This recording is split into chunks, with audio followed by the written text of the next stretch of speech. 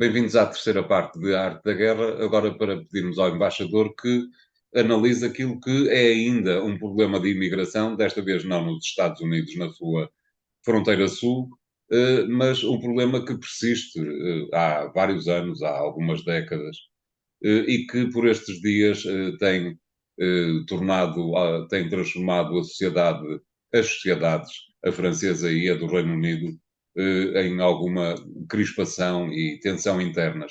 O problema já não é novo, acontece com alguma sazonalidade, se é que alguma vez deixa de acontecer, mas desta vez parece estar, ou mais uma vez, está exacerbado. Como é que tem observado esta questão, embaixador? É muito curioso que dois países, um que está na União Europeia, como é a França, e que é um país central da União Europeia, o outro o Reino Unido, e que são dois países que tinham, digamos, dois processos até de integração diferentes. O Reino Unido tinha um modelo de integração, a França tinha outro modelo de integração. No Reino Unido, uma o deixar que as comunidades se organizassem, digamos, com a sua própria identidade. Na França, uma tentativa de dar de francizar, digamos, as comunidades. Ambos os modelos não estão a funcionar, mas no caso do Reino Unido, o que acontece é o seguinte, nestes últimos dias. Rishi Sunak sabe que a questão da imigração, e neste caso a questão é dos boat people, aqueles que atravessam a Mancha para chegar ao Reino Unido, porque o Reino Unido funciona no imaginário internacional, em particular no imaginário africano, como uma espécie de Eldorado. É uma coisa curiosa, porque tem um conjunto de facilidades internas a que Rishi Sunak agora queria pôr termo. E em particular, a questão que tem sido suscitada no Reino Unido é uma polémica lei que nunca foi aplicada, que é um acordo entre o Reino Unido e o Ruanda, no sentido de que aquelas populações que atravessam a Mancha, que chegam à Inglaterra e que não têm a possibilidade de trabalhar, porque não têm o direito de asilo, pudessem ser enviadas para o Ruanda, e no Ruanda ficavam numa espécie de pousio à espera que o processo de asilo fosse analisado. Isto depois prende-se com outras questões. Prende-se em primeiro lugar, com a circunstância do, eh, do Reino Unido não querer cumprir aquilo que subscreveu no Tribunal Europeu dos Direitos do Homem. Fazia parte, de certa maneira, de uma dissociação do Reino Unido daquilo que já vem do pré-Brexit, não é? E há aqui uma discussão sobre a própria separação de poderes no Reino Unido, porque o primeiro-ministro Rishi Sunak disse que não respeitava as decisões do Tribunal, e o Tribunal, por unanimidade, considerou que as disposições relativamente ao Ruanda eram ilegais. Enfim, infringiam determinadas regras às quais o Reino Unido estava comprometido. Ora bem, isto deu uma votação no Parlamento Britânico há poucos dias.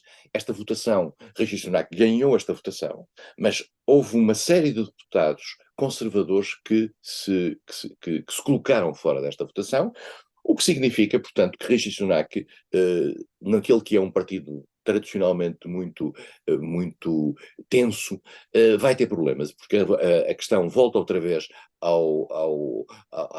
sede parlamentar no início de janeiro, e há quem diga que Rishi Sunak pode ter aqui um grave problema.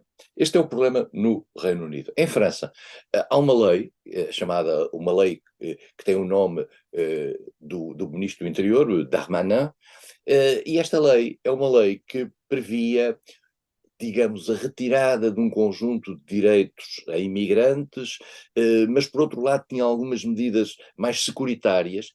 Então aconteceu uma coisa extraordinária no Parlamento francês, o que prova bem o isolamento do governo de Emmanuel Macron, que foi uma votação para a não admissão da discussão da lei. Não é só a rejeição da lei, não é a rejeição da lei, é a não admissão à discussão.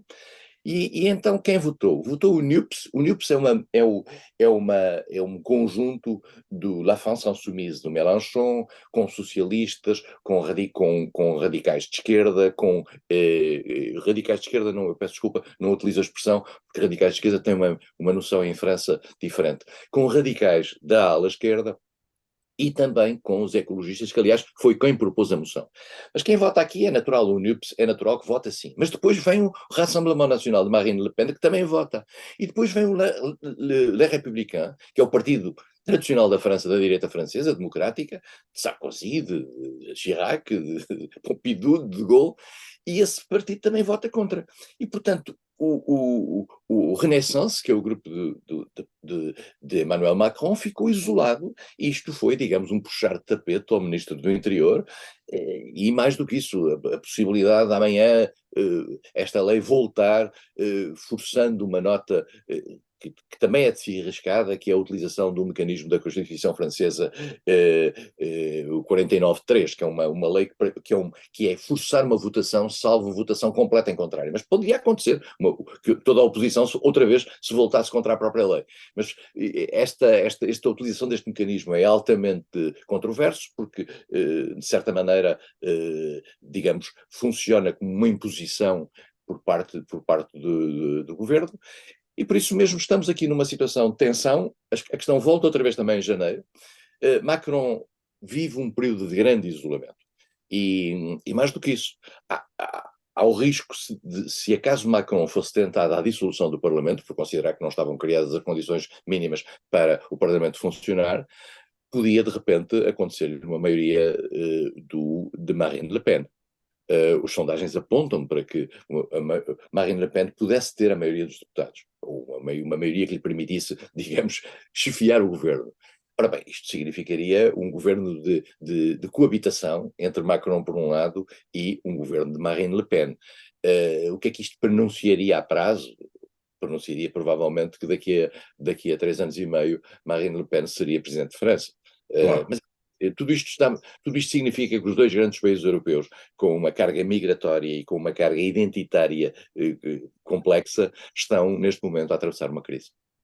O crise que, por acaso, nem sequer é particular desses dois importantes países europeus. Recordo, por exemplo, que nos Países Baixos, Mark Rutte teve que avançar para eleições antecipadas exatamente porque no interior da sua coligação não se entendeu precisamente com leis que tinham a ver com a imigração. Isto é, embaixador, a imigração continua a ser o assunto da União Europeia, não é?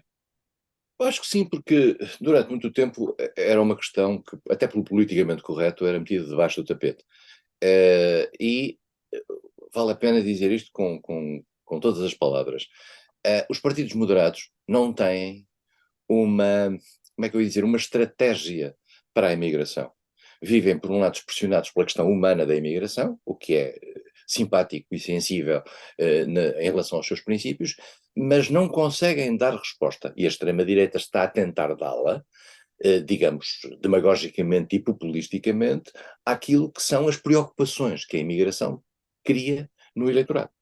E, portanto, o problema aqui em Portugal mais ou menos está por esse caminho, porque há um momento a partir do qual quase sempre aquilo que aparece como uma tendência positiva de abertura acaba depois por ter um refluxo. Eu não queria fazer o exemplo do turismo, mas em Portugal todos nós éramos muito favoráveis ou maioritariamente favoráveis ao turismo. E quando o turismo passa um determinado limite, as pessoas começam a olhar para o turismo como algo que cria problemas ao funcionamento normal da sociedade. A imigração, quando se pressente que a imigração pode trazer algum problema, às vezes até de forma artificial, esta leitura é feita um bocadinho de forma artificial e até preconceituosa, mesmo sem dados evidentes, nomeadamente em matéria securitária, há um aproveitamento dessa percepção para efeitos de natureza política. E por toda a Europa isto está assim. Ainda mantendo na questão dos Países Baixos, uma coisa que tem exatamente a ver com aquilo que o embaixador acaba de dizer. Esta terça-feira, os Países Baixos decidiram aumentar o nível de possibilidade de ataques terroristas, explicando exatamente que o facto de haver uma guerra com o Hamas poderia despoltar a possibilidade de células adormecidas, como eles lhe chamam, de radicais muçulmanos serem reativadas na Europa. Acha, embaixador, que isso é uma possibilidade real? A Holanda, os Países Baixos, agora não gostam que se lhe chame Holanda, os Países Baixos vivem atravessados por preocupações securitárias grandes e tem comunidades, nós lembramos, por exemplo, o que se passou em tempos na relação com a Turquia, certo. com um país islâmico e a comunidade. Acho que há uma grande preocupação, eles veem o que acontece na Bélgica, veem o que acontece na França, a Holanda está ali ao lado, e portanto, provavelmente são capazes de ter elementos que lhes permitam avançar nesse sentido. E por outro lado, há aqui um ponto interessante, é que Wilders, a figura que regressou, digamos, à cena política na Holanda, para se credibilizar no terreno político europeu, já deu um forte sinal de apoio à Ucrânia. Foi isto que aconteceu com a senhora Meloni em Itália. Exatamente. E, portanto, e na Europa, quem dá sinais de apoio à Ucrânia tem sempre uma, digamos, um espaço de manobra grande à sua frente. Muito bem. Obrigado, embaixador. O programa de hoje fica por aqui. Continuam a segui-lo esta edição e todas as outras nos podcasts que encontra nos sites do Jornal Económico. Até para a semana. Obrigado.